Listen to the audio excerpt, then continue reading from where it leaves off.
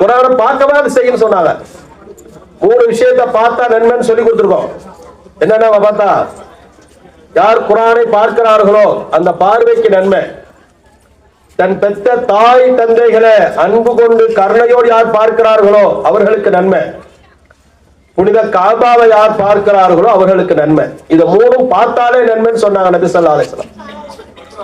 ஏன் அதுல குரான் சொன்னாங்கன்னா, உங்களுக்கு ஓத முடியலன்னு சொன்னா, முயற்சி பண்றீங்க, ஓத வரமாட்டேங்குது, வயசாகி போச்சு, குறைஞ்சபட்சம் பார்க்கவாது செய்யுங்க. தினமும் காலையில நம்முடைய ஒது செஞ்ச பின்னால, காலையில பஜருக்கு பின்னாடி முதல்ல குரான் எடுத்து பார்க்கணும், ஒரு பார்வை. ஏன்னா அது சொன்னாங்களா இல்லையா, குரான் அப்படிங்கிறது ஹாதா ஸிக்ருன் முபாரக்குன், அது ஒரு பரக்கத்தானதுன்னு சொல்லி. ரொம்ப பேத்துக்கு ஒரு பழக்கம் இருக்கும், காலையில எந்திரிச்ச உடனே முதல்ல சில பேர் புள்ள முகத்துல தான் முழிப்பாரு. காரணம் என்னன்னா, என் புள்ள முகத்துல முழிச்சிட்டு போனா இன்னைக்கு பரக்கத்தா இருக்குதுங்க, எனக்கு நல்ல வியாபாரமா இருக்குதுங்க.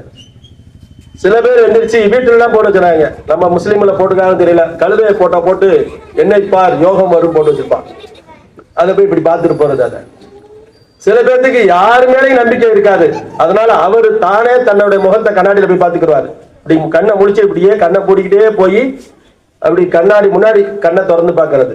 என்னடான்னு பார்த்தா, நான் யாரை பார்த்தாலும் விளங்க மாட்டேங்குதுங்க, அதனால என்னைய நானே பாத்துக்கிறேங்கன்னு சொல்லி.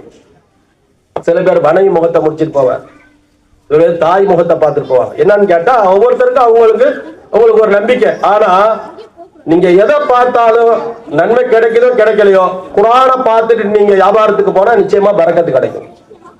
குரானை பார்த்துட்டு நீங்க ஏதாவது ஒரு காரியத்துக்கு போனீங்கன்னா அந்த காரியம் வெற்றி அடையும். ஏன்னா குரான் பரக்கத்து, அது குரான் அப்படிங்கிறது பரக்கத்து. குரானை பார்க்கிறதே பரக்கத்து, பார்க்கிறதே பரக்கத்துன்னு சொன்னா ஓதுனா அல்லாஹ் அக்பர் அதை சொல்ல வேணும். எந்த வீட்டில் குரான் ஓதப்படுகிறதோ அந்த வீட்டிற்கு பரக்கத்து இறங்குகிறது, வறுமை வெளியே போகுதுன்னு சொன்னாங்க. எந்த வீட்டில் குரான் ஓதப்படுகிறதோ அங்கிருந்து ஷைத்தான் ஓடி போயிடுறான், மலக்குகள் வர்றாங்கன்னு சொன்னாங்க நபி ஸல்லல்லாஹு அலைஹி வஸல்லம். நம்ம வீட்டுக்கு மலக்குகள் வரணும்னா குரான் ஓதணும். நம்ம வீட்டுக்கு இல்ல ஷைத்தான் வந்தா போதும் அப்படின்னா குரான் ஓதாம நிப்பாட்டிக்கிற வேண்டியதுதான். என் வீட்டுக்கு பரக்கத்து வேணும்னா குரான் ஓதணும்.